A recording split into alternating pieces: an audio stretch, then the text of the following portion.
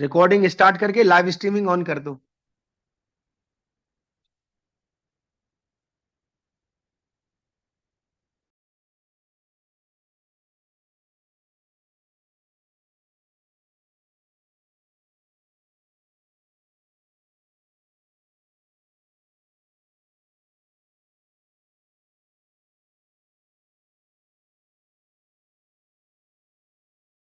Madam Tiwari, आप kindly proceed करिए। Start करना है sir? Shall I start sir? हाँ यस प्लीज मैडम, आपका वीडियो विजिबल नहीं है। Okay okay sir. Is it okay sir now? हाँ yes yes ma'am. Okay, thank you, sir. Good evening and welcome in 21 days international training on agriculture in future and future in agriculture. Today's our distinguished speaker is Dr. Amaresh Kumar Nayak. He is a director of ICR National Research Institute, Cuttack, Odisha, since 2022 till date. Before taking benefit of his lecture, I would like to give brief introduction about his biodata. He born in Narsingpur, Odisha, India on 18th April 1969 and educated at Oliver High School, Kendrapada in 1981 to 84 and Stewart Science College, Cuttack in 1984 to 86, Bhadrak College. 1986 to 87. College of Agriculture, Chiplima, OUIT, Bhubaneswar during 1987 to 91 and BSc AG in 1991. Institute of Agricultural Science, BHU, Varanasi and MSc AG in 1993 as well as PhD in 1996. If we see his curriculum academic performance, he has been started his career as a scientist in Central Soil Salinity Research Institute, Anand, 1996 to 2003. Scientist senior scale at Bharuch in 2003 to 2004. Scientist senior scale and senior scientist Lucknow 2004 to 2009. Principal Scientist Project Director of Farming System Research, Modipuram, Meerut in 2009 to 2010. Principal Scientist ICR National Rice Research Institute, Cuttack, Odisha during 2010 to 2014. And Head and Principal Scientist Division of Crop Production, ICR National Rice Institute, Cuttack, Odisha during 2014 to 2020. In case of his award and honors, he has been visiting scientist to SWERIARC Egypt during 2007 to 2008, Indo-US Norman E. Borlaug International Agriculture Science and Technology Fellowship 2008, Hariom Ashram Trust Award for Outstanding Team Research Award in 2012, Dr. J.S.P. Yadav Memorial Award in 2013, CRRI Best Working Award in 2013. Fellow of National Academy of Agriculture Science, FNAAS in 2015, IPNI FAI Award in 2016, Australian Endeavour Executive Fellow 2018, Nanaji Deshmukh ICR Team Award for Outstanding in Interdisciplinary Team Research in Agriculture and Allied Sciences in 2020. SCON and SIT Excellency in Science Award 2021, Fellow of National Academy of Science, India FNASC in 2020. In case of research area, he has been worked in different research areas in which he has been experienced regarding nutrient management, carbon sequestration, problem soil management, water quality assessment and modeling, climate change adoption and mitigation. He has over 230 research papers and 14 books and several book chapters and technical bulletins for his credit. High index 42, that is 10 index 136 and citation near about 6,384 also. Before taking benefit of his lecture, I would like to give brief introduction about his title also. The global rice sector faces a challenge in meeting future rice demand due to the growing global population, which is expected in increasing to 8.9 to 10.6 billion by 2050. Such a growing population relies on rice for calories and nutrients, and meeting their future rice demand requires an acceleration in productivity improvement in the coming years. But prospects for future growing in rice production and uncertain as rice is susceptible to drought and flood. Plus, climate change is expected to have a several impact on his global rice sector by changing the pattern of droughts, flood, and spreading more pests and diseases. Flood, the pattern of drought and flood spreading more pests and diseases. Food security has also become a more fragile since the COVID-19 pandemic, with major rice exporting countries restricting exports for food security reason in their own country. Currently, India products near about 74 million tons of kharif rice in suitable areas. An official report noted that a 30% increase in production in a suitable area near about 97 million tons will be required to meet the demand for a rice by 2013. However, to meet the demand by 2015 near about 197 million tons, the rate must be increased by more than 30% in the next 10 to 20 years. Paddy production must cope with the rising population and is also must sustain to export to other countries. We must constantly increase our paddy production to meet both these demands, keeping the aforesaid scenario of prospect and challenges in the backdrop today. Deliberating by Dr. Amresh Kumar Naik, entitled Rice Farming in Future, will ponder upon the different prospect of rice based on his vast research experience for the benefit of the audience and the farming community at a large. I would like to welcome our today's distinguished speaker, Dr. Naik sir. The session is over to you. May I know how much time is allotted to me? Sir आप जब तक चाहें आप कर सकते हैं, वैसे 8 PM तक निर्धारित है.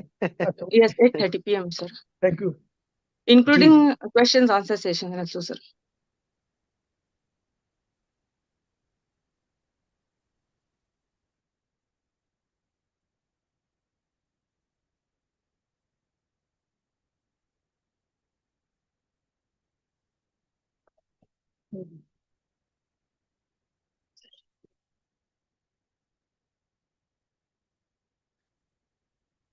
Thank you very much inviting me for this interesting training session.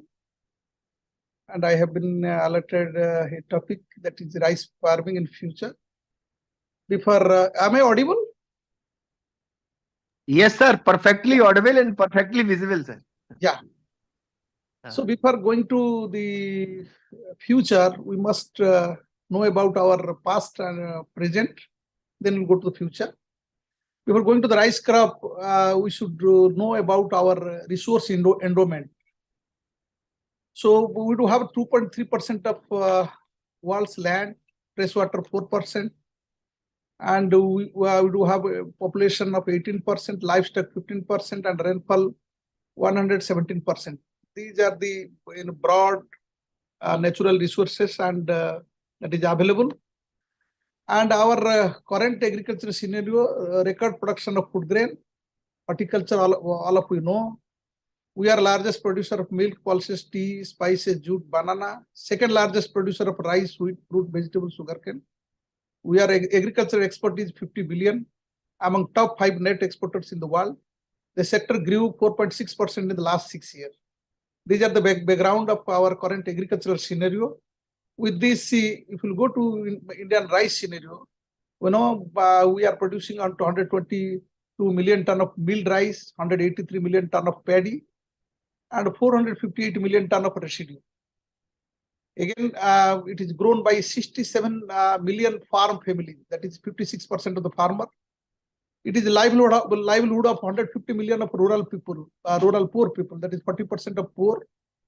And yearly uses, this particular crop uses 6.5 million ton fertilizer, that is 37% of the total fertilizer used, and harvested from 43 million hectare, that is 22% of the cropland, whole cropland. And this particular crop feed 0.8 billion population, that is 65% of the population. Annual value, that is 53 billion, 17% of the crop value. Yearly receives 200 square kilometer irrigation water, that is 29% of the total water used. And it also emits 3.5 million ton of methane, that is 18% of the total agriculture. This is the brief of Indian rice scenario currently. available to us. And not only rice is our food, rice is associated with the culture. Starting from when a child takes birth until death, rice is used in every function of a human being in this country. If you briefly know the rice history in India, ancient period, first practiced rice farming in the Bronze Age, introduced in Indus Valley Civilization 2000 BC. Rice is introduced as a summer crop. During medieval period, rice thrived in subsistence technology, limited technological growth in rice sector. Genetic diversity in rice existed, but seeds were not pure. During independence, 90% of India lived in a village depending mainly on agriculture. Bengal famine took to toll on human lives. India had the status of food-starved nation. Modern period, the introduction of IR 8 and IR 72, use of improved seeds and intensive use of inputs. Rice was a major crop, food self-sufficiency, and grain for food security. That is an NFSM. And because of this crop and wheat, so we are the country have given a national food security guarantee to our population. If you see the dominance of agriculture since 1950 to 51 till date, you can see the phase rice is here the dominant place in agriculture since independence. Its cultivation remain 1/5 to 1/4 of the gross sown area of the country. Development of irrigation infrastructure supplements the growth of Indian rice. Share of irrigated rice in gross irrigated area in the country remains 20 to 50% of the different growth phase of Indian agriculture. Again, if you see historically,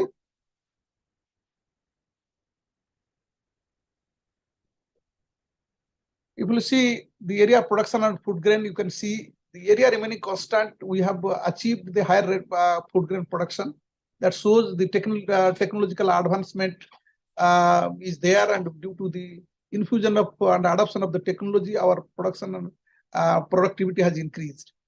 And you see the productivity has increased from 0.7 ton per hectare from 1970 to 2.4 ton per hectare in 22. But despite that also, we are having large yield gaps in different states. These are the example of a few states. The yield gap, potential actual and yield gap, you can see there is huge yield gap. And if these yield gaps are addressed through the technological interventions and our extension and diffusion mechanism, then we will be able to reach the higher productivity rate. And this rice has led a transformation of rural economy, increased agricultural productivity, employment generation, rural infrastructure development, poverty alleviation, empowerment of women, and rural entrepreneurship. These are the area the rice has played an important role in the Indian economy. But if you see challenge faced by India in transforming from deficit to global lead in rice exports, you can see what are the constraints. You do have a land fragmentation, access to credit and finance, climate change vulnerability, market access and trade barrier, price volatility, competitive global market, policy reform and regulation, and sustainability concern. These are the different issues. Changes brought by rice sectoral growth in India, in rural area, it creates employment generation, income diversification, infrastructure development, mechanization of farm, poverty alleviation, women empowerment.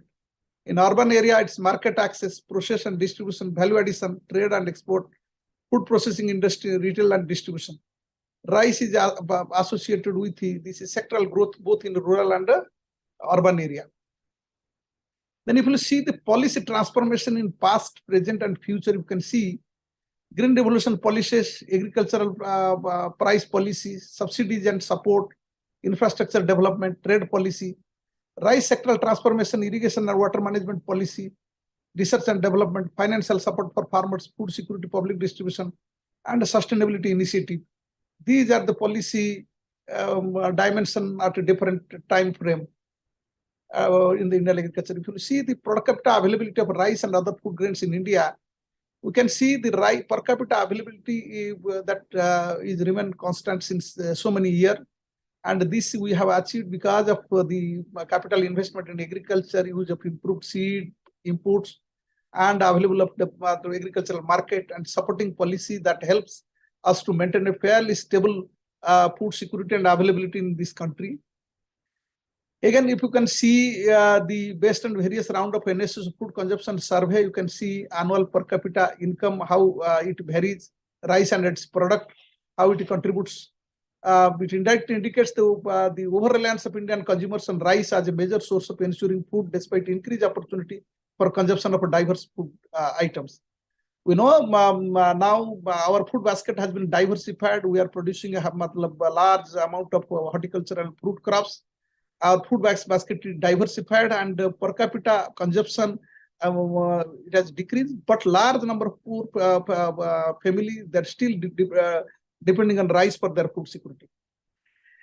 And if you come into the trade sector, you can see the import data of rice in India prior to 80 indicates the deficit state of supply of rice in India. However, the rice imports have witnessed a decline trend of, after 1965.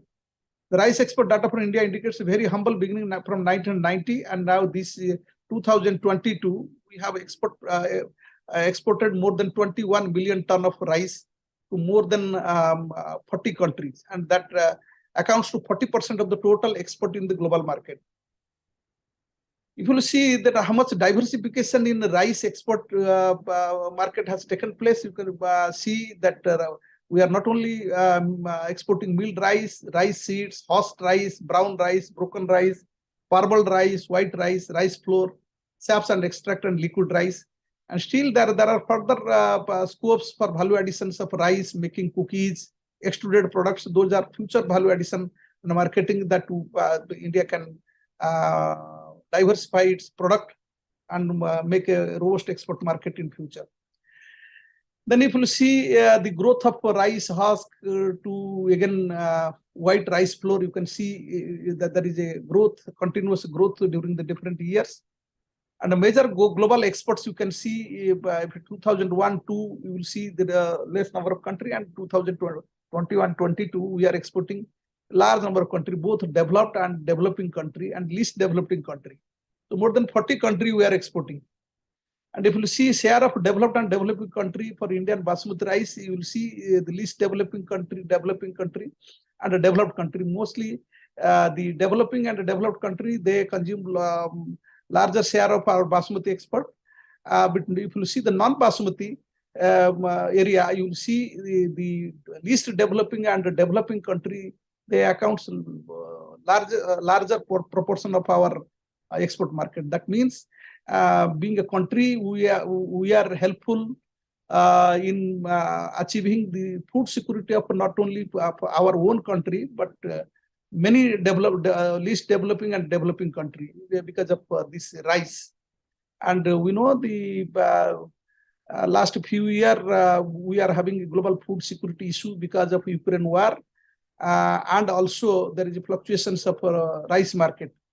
But despite that also, we have been able to export more than 21 million tons of rice. And of course, in between, the country has to take a decision to stop, regulate the export market because of the volatility in the market, and to discourage the hoarding in Middle East and European hoarders, traders. So we preferred a policy of case-to-case or country-to-country export policy, and we have been able to supplying food grains on demand by different country, and able to solve the food crisis, food security issue of different country. These are the issue of the demand supply side. But again, if we come to the hidden cost of production, we can see we are using huge amount of water, huge amount of fertilizer and pesticides. And because of that, we are having some hidden cost associated with the cost of production. So if you see the country India, you can see we are having water productivity which is not very good as compared to other countries, because mostly because of rice is a water guzzling crop that use lot of water, and the water footprint of rice again within the region there is very high degree of spatial variability. Water footprint in Punjab, Haryana, northern states are very high as compared to the eastern states, and in totality, because of over dependence on rice and use of your water for rice production, the water productivity in India is less than that of many countries. That is area of concern. And we can see net unsustainable virtual water. When we were exporting 21 million ton of rice, and for producing 1 kg of rice, we are using 3,000 to 5,000 liter of water. If you just multiply, you can see huge amount of virtual water we are exporting. These are the dark side of the rosy pictures which we presented, that how much self-reliance we could manage during these years. But these are the issues, second generation, third generation issues that needs to be addressed. Again, coming to water beneficial irrigation efficiency, if you see India, again it is less than 30%, whereas the other country, you can see North American country, South American country, even China, and China also their EB exceeds more than 50%, but India it is very low. So that is the area we need to care. Because going to the surface irrigation, a large seepage and evaporation losses, the beneficial irrigation efficiency of rice remained low in India than many Western counterparts. Again, coming to the carbon footprint, we know the rice is a methane emitting crop, and total GHG emission from agriculture is 18%. Again, out of agriculture, your rice contributes around 14 to 16% of methane emission. That is the area of concern. And so we need to work out where we can reduce our carbon footprint, our emissions from rice field, because of the varietal technology and different natural resource management technology they are available. And if they implemented, we can still reduce the greenhouse gas emission from rice. Again, we can see the fertilizer use efficiency, particularly nitrogen. If you see different states, we do have partial factor productivity. It varies from 39 to 68 with a national average of 52%, 52 kg per kg. And whereas the agronomic nitrogen use efficiency and recovery efficiency, it is 18 kg and 42 kg respectively. So it requires a lot of initiative in the varietal development front and the natural resource fertilizer management front to improve the nitrogen use efficiency. In this front, we have not been much successful since the last so many years. On this front, the use efficiency has not increased. But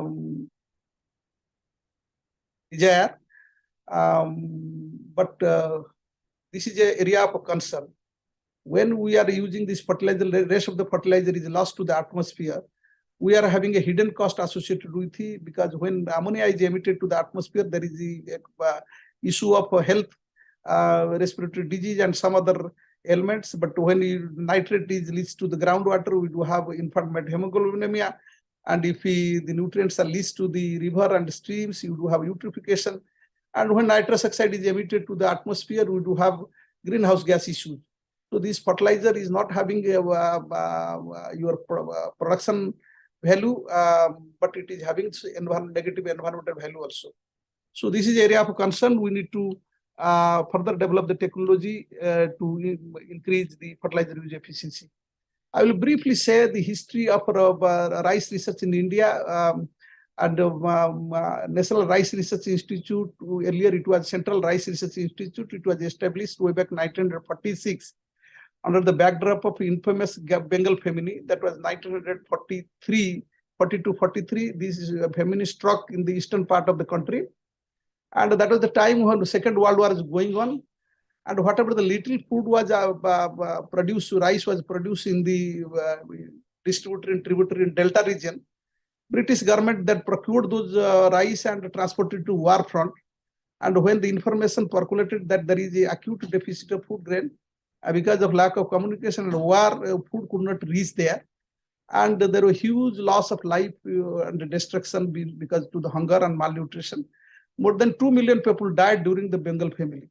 Subsequently, during 1945, British government thought to just help this part of the country to secure their food security. They established a rice research center in 1946 before pre-independence.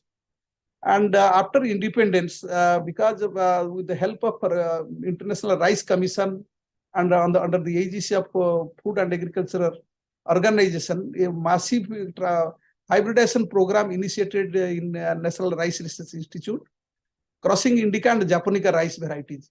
Earlier, there was incompatibility with the Indica and Japonica hybridization, but the science of incompatibility was unraveled in the research institute. And during 50 to 60, several mega varieties were developed through the crossing of Indica and Japonica.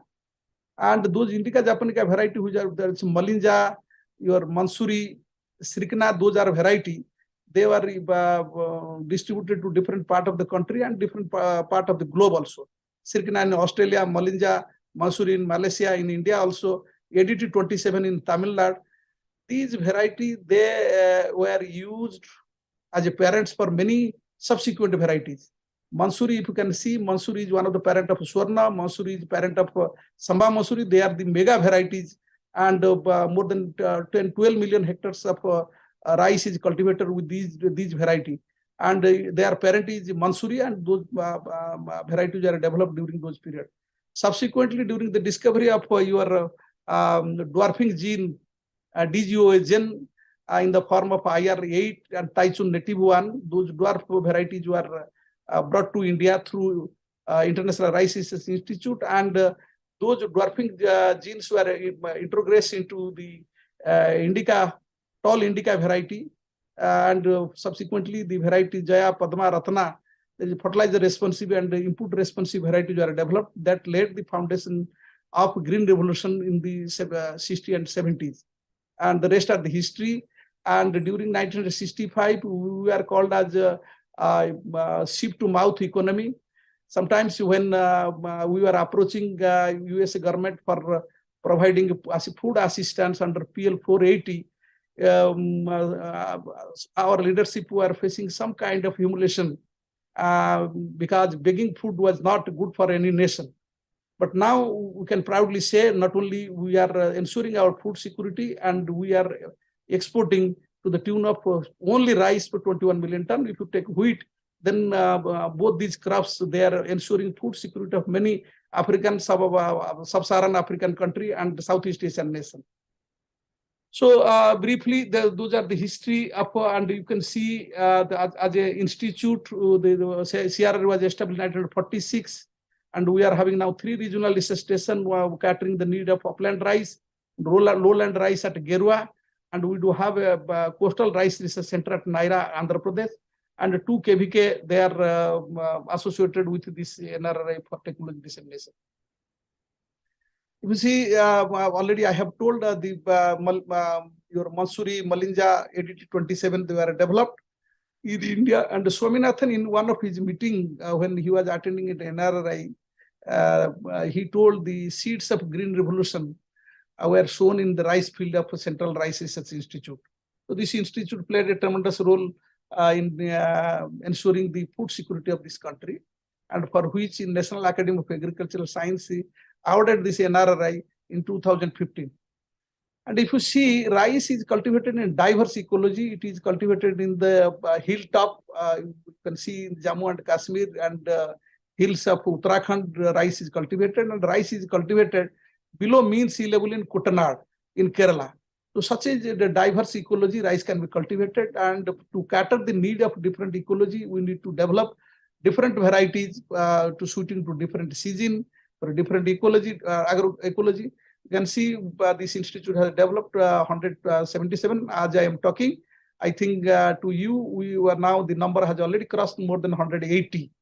And if you see irrigated ecology, we have released 62 varieties, shallow lowland 28, upland 24, semi-deep water, it is 21, aerobic rice 12, aromatic rice 12, marker assisted product is 8, hybrid 6, and boro rice 4.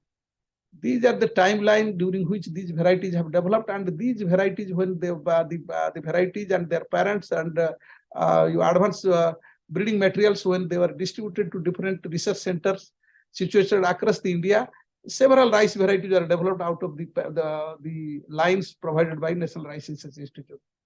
We are not only ensuring the food security, this institute is catering the need for the quality rice for nutritional security. We have developed several varieties that is rich in protein and zinc and iron. And when Honorable Prime Minister, he dedicated 17 biofortified varieties of 8 crops to the nation.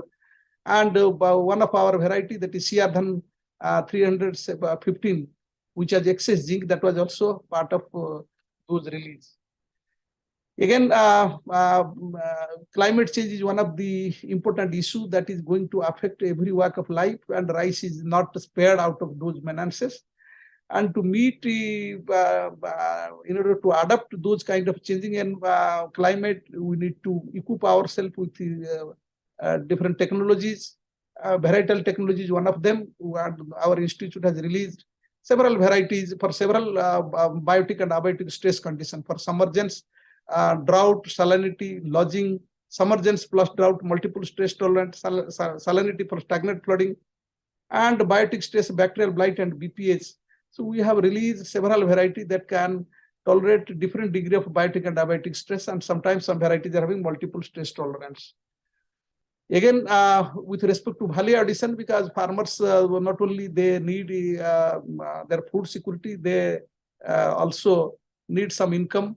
Additional income can be there if you do have some value-added rice varieties.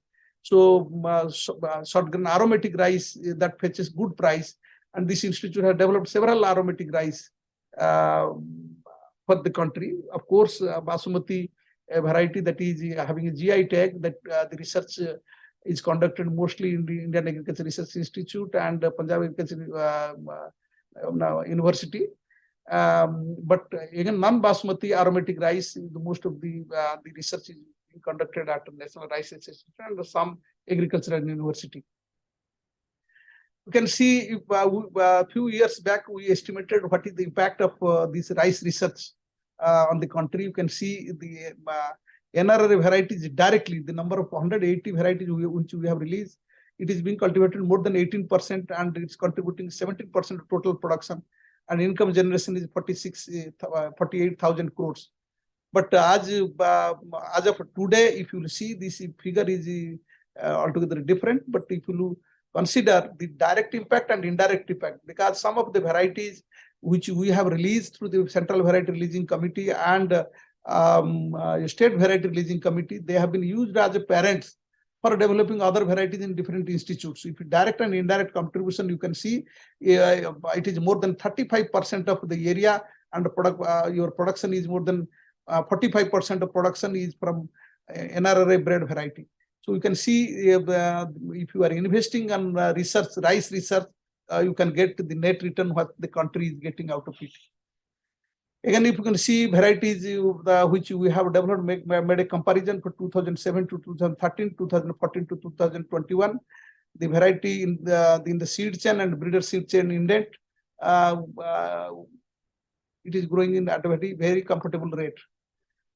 Again, if you see, I was telling that future of rice, when there will be excess rain or deficit rain, we are going to face flood, drought, and salinity.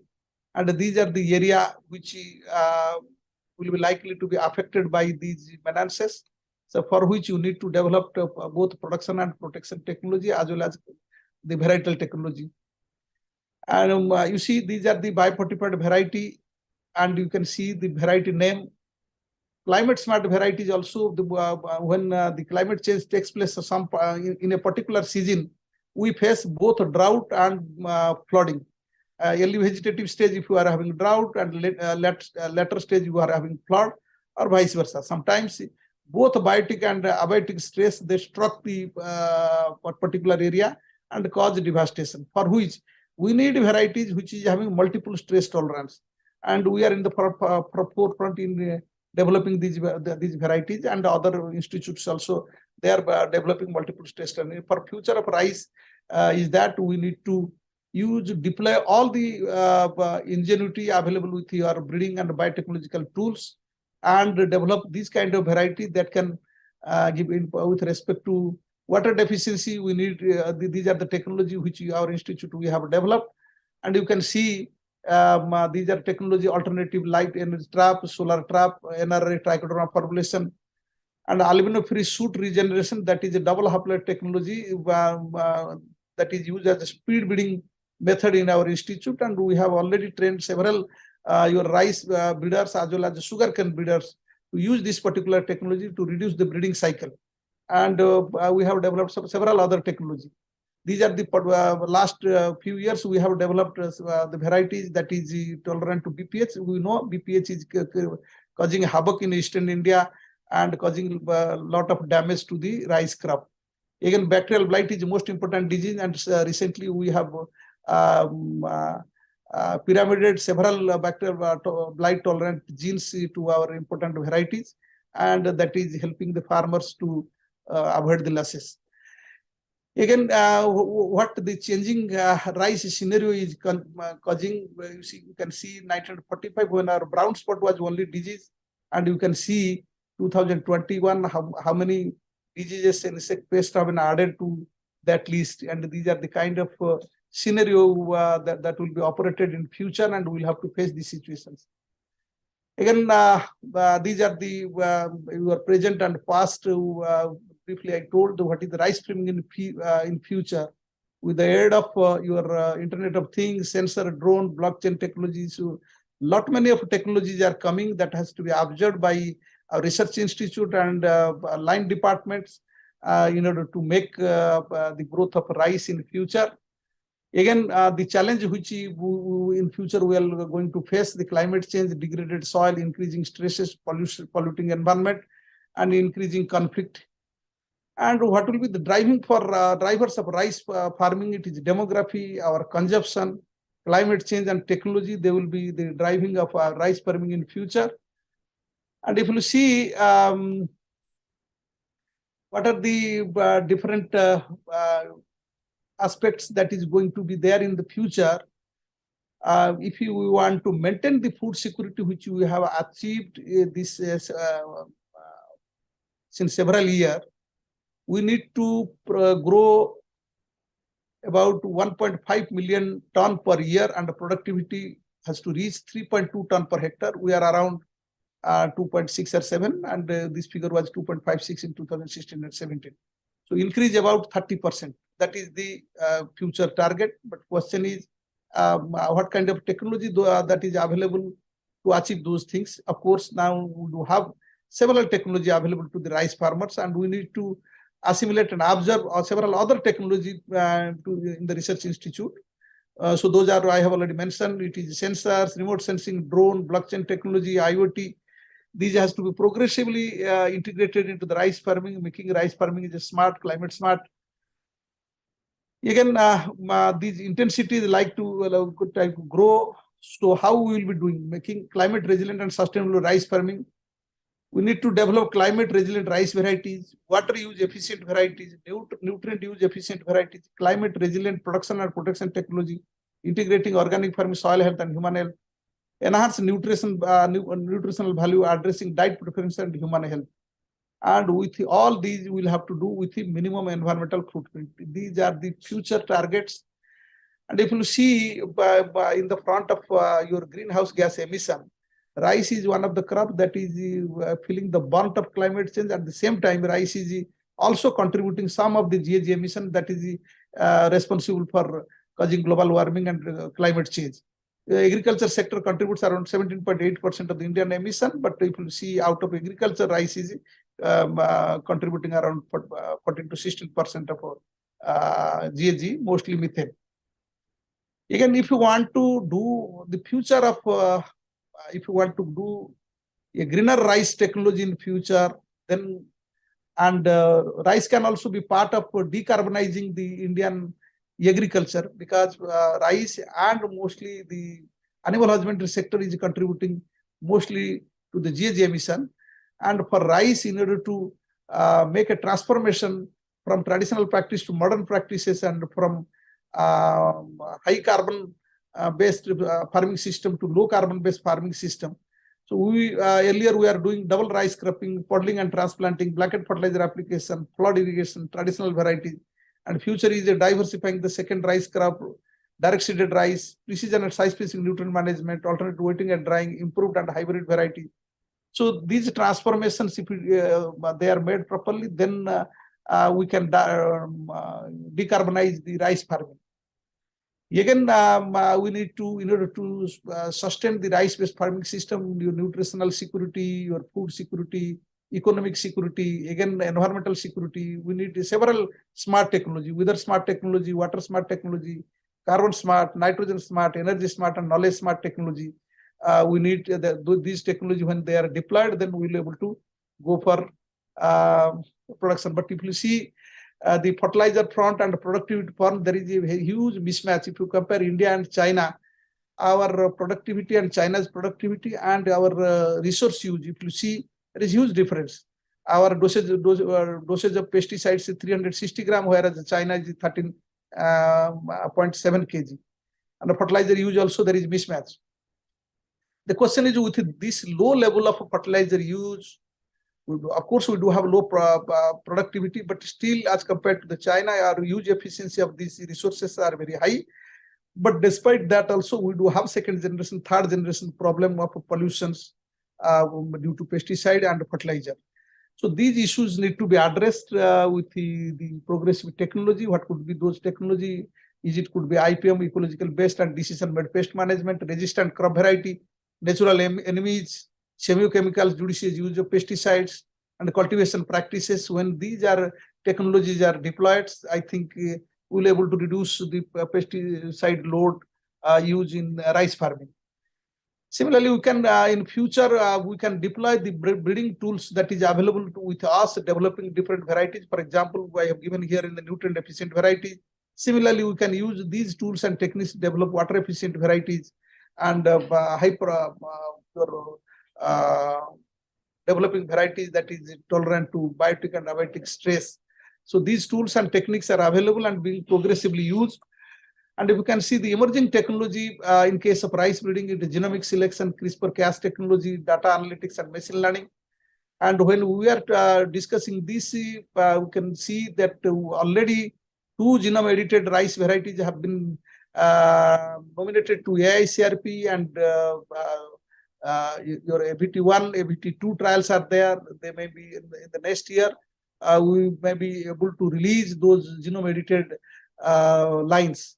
And in this institute, IPA1 edited lines are available. Biosafety Committee has already made it through, and it is available with the RCGM for clearance. Once that is clear, that will go to the farmer field for trial.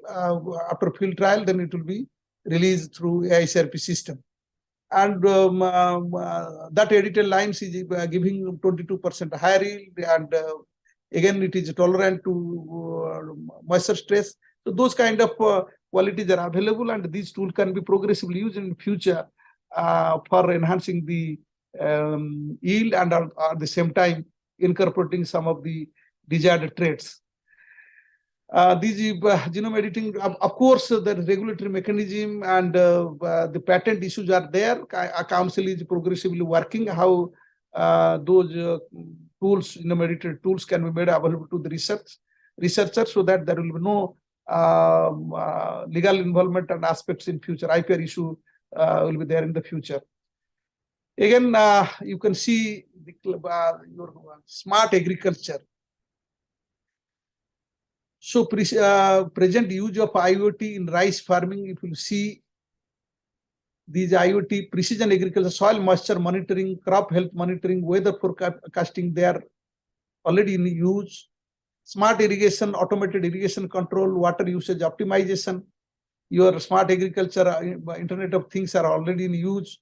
Crop management and monitoring, crop yield prediction, pest and disease monitoring, crop inventory management, supply chain also tracking and tracing the produce, real-time inventory management. On these aspects, already these technologies are in use. Of course, in India, the situation has not emerged in a very favorable way till date. But in different developing and developed countries, this technology has already made its inroad. And you can see what is the potential future implication for in the rice production system. We may be having the advanced monitoring system, autonomous machinery, data analytics and decision support system, your IoT and blockchain integration of both blockchain and IoT for enhancing our supply chain system integration with government initiatives. This digital agriculture, we know the government of India and several state governments initiative, our database of farmers are available in a big way. And now because of the direct benefit transfers, so which farmers are doing which crop and how many times they have taken loan and how many times they have been defaulting, how many times they have been able to repay. If these data are available to the public, then the several your fintech products will be available. Investment opportunity will come to make a big stride in the sector of rice. So these are the technology which are currently used. This needs to be further perfected, and again, this technology has to customize for small and marginal farmers, because some of the technology they are developed for suiting to the large and medium-sized farmer. Again, for automation of irrigation system, all of us know that not only this technology that will help us, because sometimes policy will help us. If you do not charge irrigation and volumetry allocation of water is not there, sometimes these technology may not be suitable at the farmer field. If your groundwater pumping and surface water irrigation, if they are not charged and pricing mechanism is not available, sometimes these there will be no driver for adoption of these technologies. So we'll have to see at the time of when we are developing technology, we'll have to make available some of the drivers through policy and extension policy framing and extension mechanism. And another important technology, use of drone technology in precision farming. Government of India or ICAR has taken the initiative in a big way, and these drones are made available to the KVK and KVK SMS. They are doing demonstration mostly for spraying of pesticides and fertilizer, but the drones are having multiple use in future, both the spectral techniques like hyperspectral remote sensing techniques and multispectral sensors. If they will be deployed in the drone, then we'll be having your disease, pest attack diagnosis, nutrient deficiency diagnosis, moisture stress diagnosis, and real-time monitoring will be possible. So rice sector has to observe this kind of technology that is fastly emerging. If you see some of these technology, how far the drone technology has percolated into the different sectors. These are the figures. Again, so these are some of the advantages, government initiatives and provisions. Now the government has already allowed that the drone pilot centers. Our institute has got already permission for making a drone pilot training centers here also. So now this technology has to again further matured and percolated down to small and marginal farmers to use, making the rice farming really a precision rice farming. Blockchain and IoT, when they marry, then there will be a lot of benefit in transparency, traceability, efficiency, and smart farming. So this technology need to be available to our students at graduation level, post-graduation level, and the scientific institute quickly observe this technology and customize, and those technologies need to be applied to the small and marginal farmers. And similarly, these are the examples how your seed company, smart contract, rice grain generators, payment validations, those can be again sectors can get benefit out of blockchain and IoT integration. Again, the way forward for Indian rice sector is genetic gain that we'll have to see, because submergence, stagnant flooding, drought, salt, multiple stress, anaerobic germination, nutritious rice, HIV, and hybrids. Then best management practice, best bet agronomy, site-specific management, improved seed system, scale appropriate mechanism, apps decision support tool. Then foregoing fallows, a lot of 12 million hectare of rice fallows are available. They need to intensify system-based recommendations, crop diversification. These are the area that will emerge, and the technology has to be there, and those technology have to be there to have a multiplier effect. Then I'm coming to the conclusion.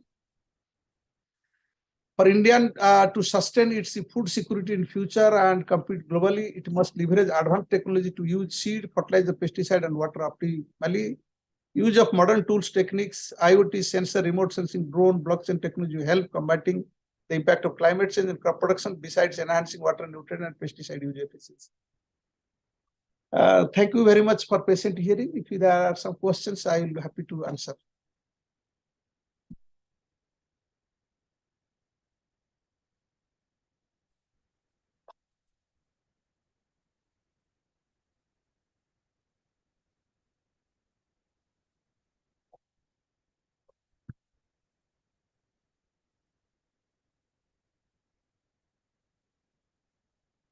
It is over to the organizer.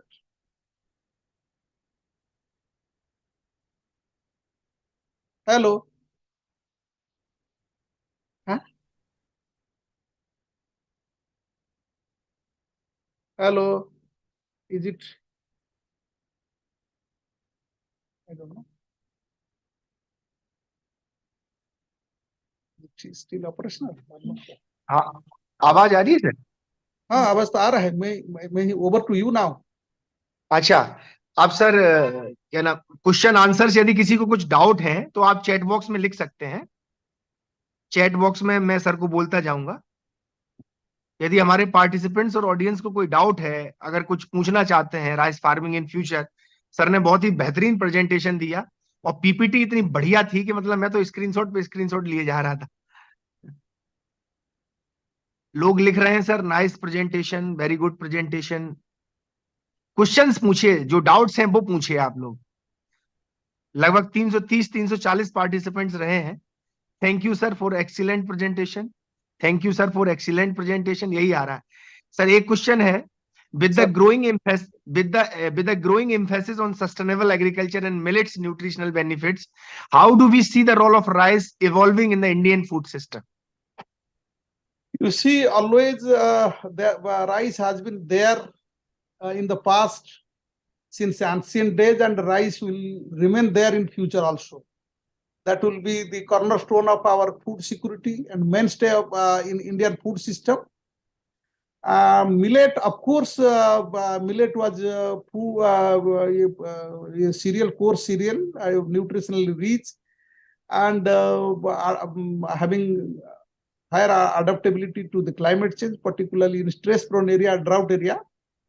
But question is, with respect to food habit, with respect to the area that is available to millet cultivations. Millet, despite several impetus to millet sector, productivity is increasing, but the area is remaining stagnant. So your taste, your food system, integrating millet in the food system, and then the area that can be made available to millet. Sometimes the millets, they are not suitable to certain agroclimatic conditions, even standing water in the rice field, that will be not suitable for bajra, jowar, several other millet crops.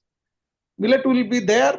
The area increase will not be that much drastic, but the productivity will be higher, and particularly the varietal development front and marketing and value addition, there will be several other development in millet sector. But development of millet is not going to affect the rice area. Of course, a few upland area where rice productivity is very, very low, the millet can be alternative, and the farmers can adopt ragi, particularly in Karnataka and Odisha, and bajra and jowar in some other states. So some of the upland rice needs to be diversified wherever it is suitable to millet.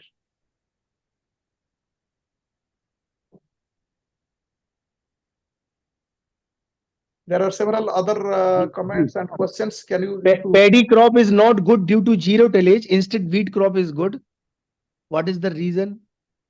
Paddy crop is not good due to zero tillage. When this is a kind of statement is out of the context, because zero tillage in rice, it is a zero podal transplanting is also called zero tillage. And zero tillage, that is minimum tillage when we are using in rice. In some cases, it has been seen that the zero tillage also giving at par yield with that of the conventional planting. But why it is not popular? Because rice ecology, it is prone to your weed infestation. The farmers has to spend a lot of money for weeding. Once the chemical method of weed control or integrated weed control methods are progressively applied, then only in some cases in some ecology your zero tillage or minimum tillage could be an alternative. Not anywhere and everywhere. So we cannot outrightly reject that zero tillage that does not work, but we cannot make a blanket recommendation that go for zero tillage. Can you go for next? जी बिल्कुल बिल्कुल sir, ज्यादातर लोग तारीफ ही कर रहे हैं कि it is excellent presentation. My question is why there are very less varieties in fine category, mostly working on medium type expect basmati. You see, basmati rice is a premium rice quality. It's a long, slender grain, and particularly in the consumers, rich consumers, they prefer in India, and mostly the basmati rice are exported. But if you see the food preferences of in India, if you, northeast states, they are still preferring the sticky rice, having the Japonica background. But if you come to eastern sides like West Bengal, Odisha, Jharkhand, short grain, bold grain, they are preferred. But South India, if you go, they need a long, slender grain. So your diversity in food habit that drives what kind of variety we need to develop. But progressively in urban area, when the purchasing power increases, people prefer this long slender grain for preparation of your biryani and some other products.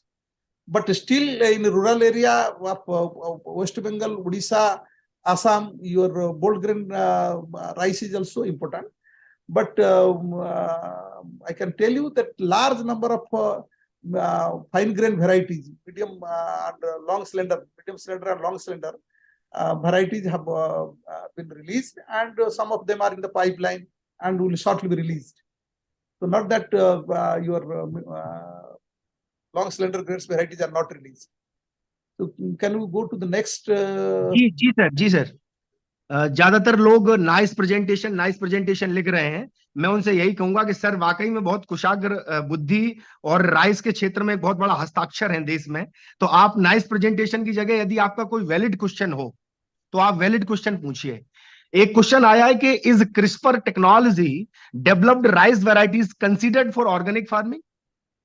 You see, when a variety is developed, you can grow it for organic and inorganic.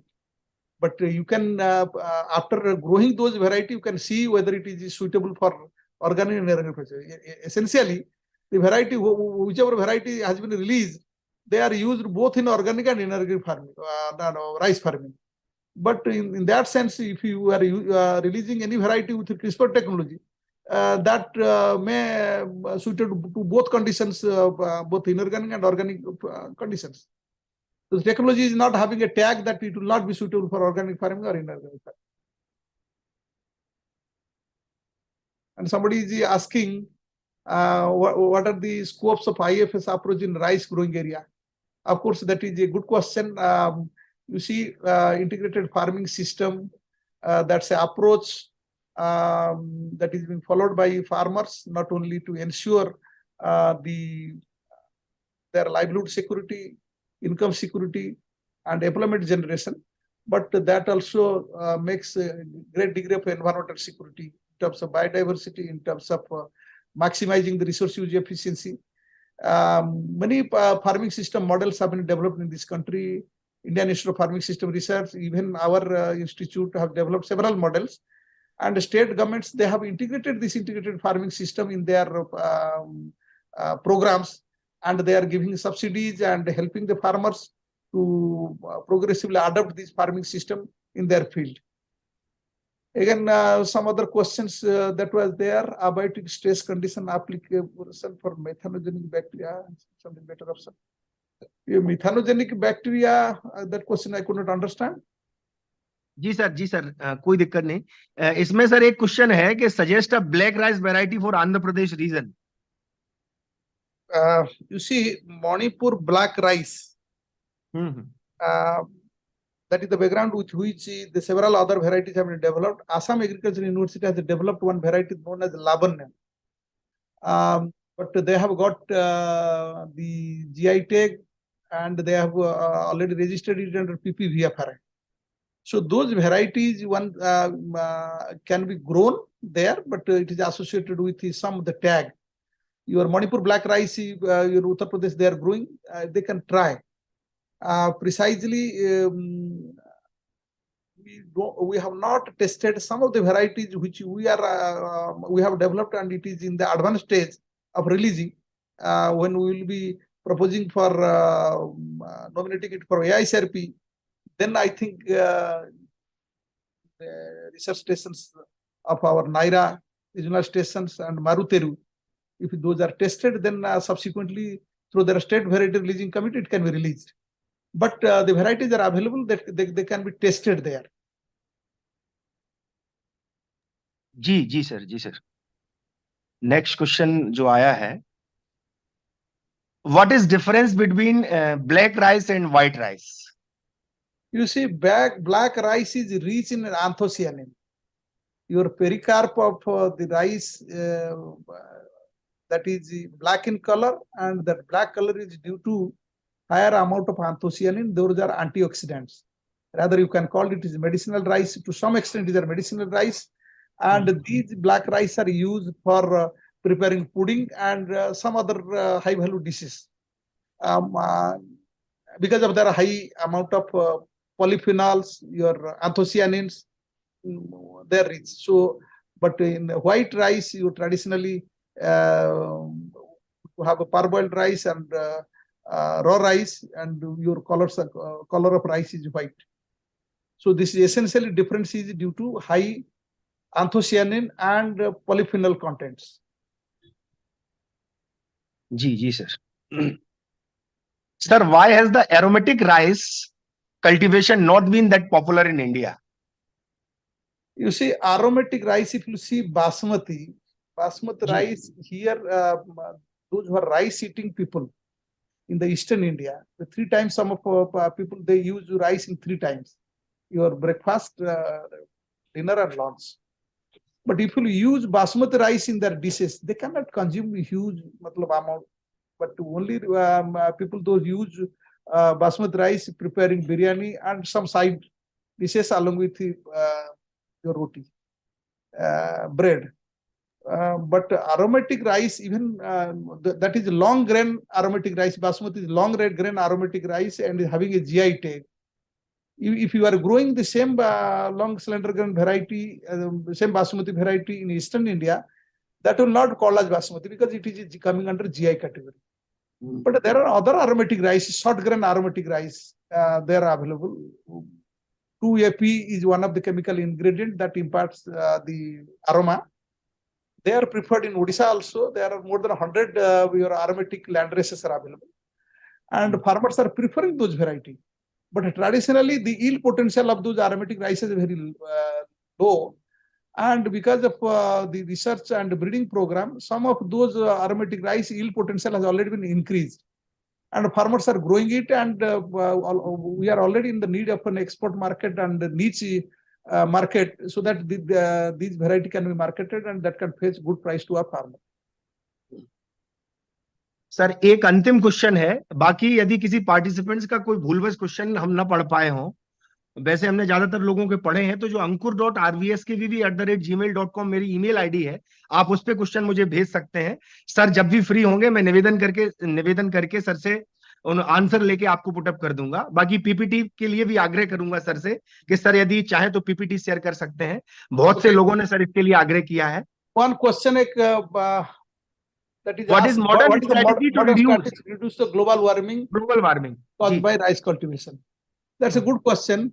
You see, rice is emitting methane because the anatomy of rice is such that when methane is produced in the soil through the parenchymatous and conducting tissues, rice is transported to leaf and other micropores, and through stomata and other micropores, the methane is emitted to the atmosphere.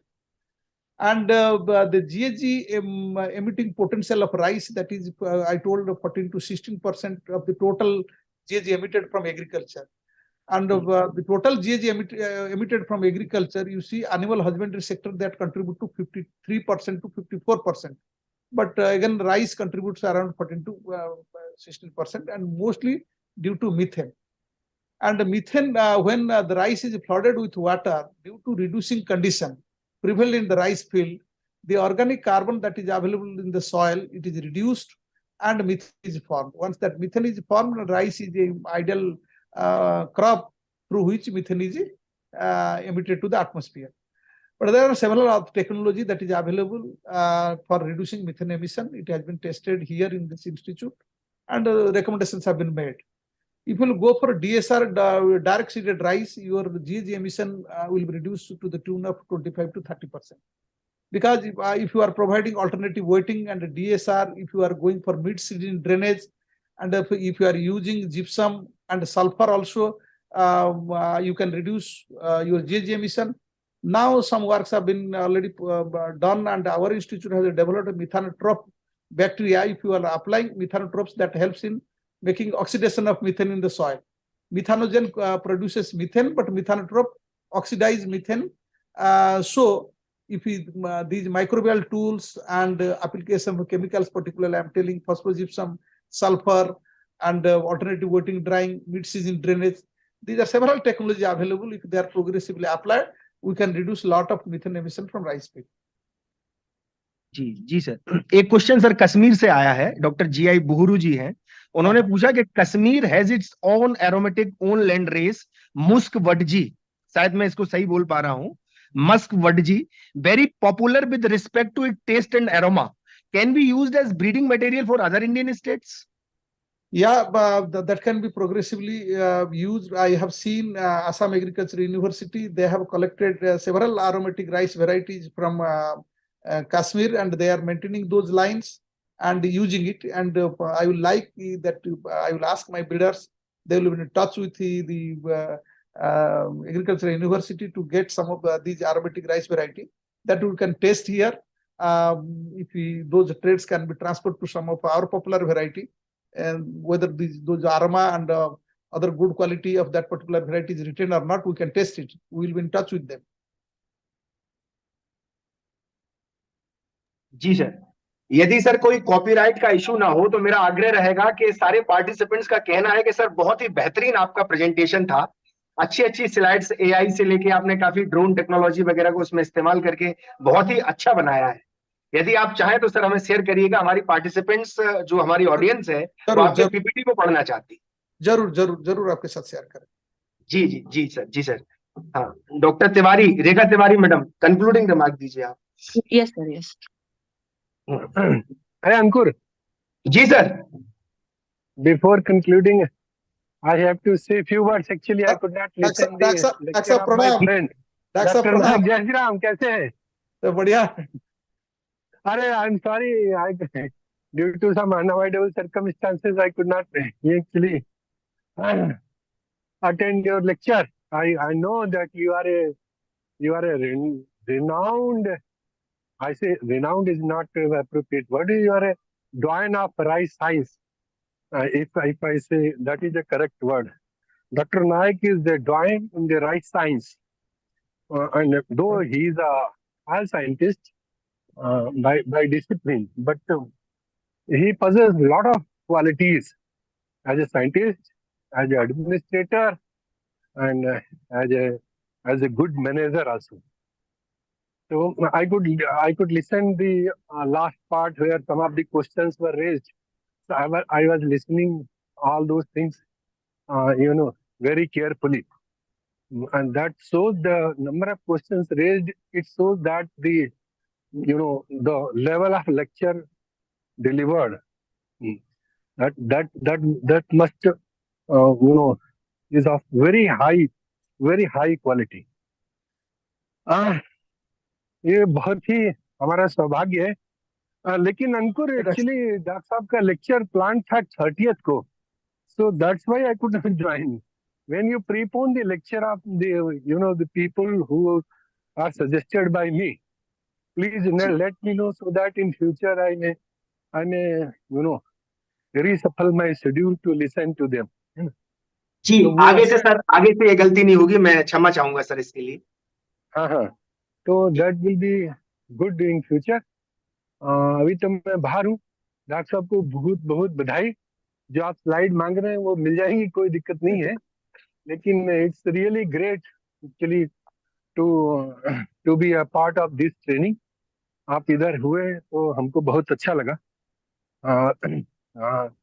काफी ये हमारे university के लिए pride है। Doctor नायक जैसे लोग अगर training में पार्टिसिपेट करते हैं और ट्रेनिंग इम्पार्ट करते हैं, लेक्चर डिलीवर करते हैं, तो it's really you know it has some value, it has some meaning for me also. So I personally thanks to you, and I also thanks on behalf of RVS KVV Gwalior. And Thank Dr. you, Nayak, thank बहुत you. अच्छा लगा, लेकिन I wish that आपका आदेश, sometimes doctor साहब आपका आदेश था आप कि जब भी whenever you get time, please let me know so that I can call you here in Gwalior and to deliver a series of lecture 4 or 5 in this month of December only, so that my scientist students could get a lot of benefits from your knowledge. वो एक फायदा मिलना चाहिए लोगों को, बहुत जरूरी है। थैंक यू डॉक्टर साहब, thank you. It was really बहुत ही अच्छा लगा। बहुत धन्यवाद। मैं पूरा सुन नहीं सका, आप स्लाइड देख लूंगा और एक दिन अलग से सुन लूंगा। ये लेक्चर आपको इधर बुला के will conduct it again and उसको करेंगे। हम चाहेंगे आरबीएस के जितने कॉलेज हैं, केवी के हैं, they all should participate seriously and listen to doctor Nayak in future. Okay, thank you very much doctor साहब, thank you so much. Thank you doctor साहब, थैंक यू सर। मैं रिकॉर्डेड वीडियो भी sir आपके साथ share करूंगा sir. ठीक है, हाँ, वो भी दे दीजिए, तो आई विल लिसन इट। हाँ, ठीक रहेगा। Thank you. आपके आशीष वचनों के लिए बहुत बहुत धन्यवाद sir. Madam Tiwari. Thank you. Okay, thank you, sir. Thank you, Nayak sir, for giving a wonderful lecture on the rice farming in future. You have been covered so many aspects in your lecture, sir. Varietal, nutritional, economical, climate change, smart farming, IoT, as well as drone applications, so on, sir. Definitely, your vast experience and knowledge will be helpful to all the participants, including me, sir. And in coming future, we will utilize your knowledge in our career also, sir. Thank you. On the behalf of all the family of RVS KVV Gwalior, JU Gujarat, and ICRI State Hyderabad, ICMR IIMR Hyderabad, ICR Atari Jabalpur, World Bank, IDP NAHEP, NABARD, CAI, and AgriMeet Foundation, sir. Definitely, we were so blessed while attending your lecture, and so many new and vast knowledge we have been expected from you, and definitely all the participants were fulfilled their all the expectations whatever you have been covered in lecture, sir. Thank you, and hope in future also you will collaborate and you will give your vast experience to us, sir, and definitely you will share your experience with us, sir. Thank you once again, sir. Thank you. बहुत बहुत धन्यवाद sir, बहुत बहुत धन्यवाद। सभी participants left कर सकते हैं।